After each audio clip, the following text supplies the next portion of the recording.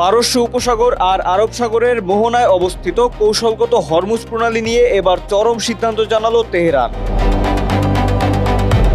গত ২৮ তারিখ থেকে শুরু হওয়া সংঘাতের জেরে এই আন্তর্জাতিক জলপথ দিয়ে যুক্তরাষ্ট্র, ইসরায়েল ও তাদের মিত্রদের জাহাজ চলাচলে নিষেধাজ্ঞা দিয়েছে ইরান।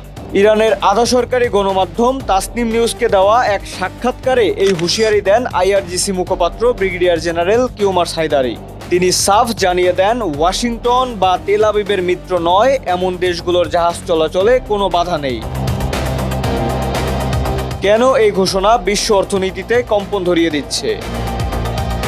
কারণ হরমুজ প্রণালীকে বলা হয় জ্বালানির বৈশ্বিক প্রবেশদ্বার। মধ্যপ্রাচ্যের তেল ও গ্যাস বিশ্ববাজারে পৌঁছানোর প্রধান ধমনী এটি। প্রতিদিন বিশ্বের মোট চাহিদার প্রায় ২০% জ্বালানি এই সরু পথটি দিয়েই পরিবহন করা হয়।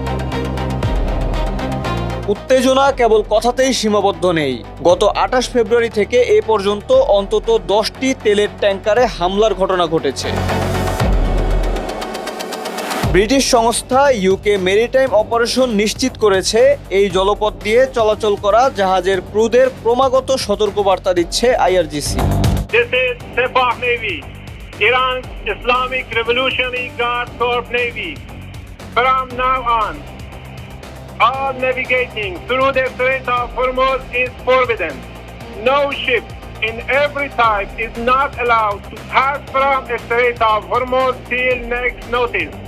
This is Sepah Navy, out. বিশ্লেষকরা বলছেন, দীর্ঘমেয়াদে এই অবরোধ কার্যকর থাকলে পশ্চিমা বিশ্বের জ্বালানি সরবরাহ ব্যবস্থা ভেঙে পড়তে পারে।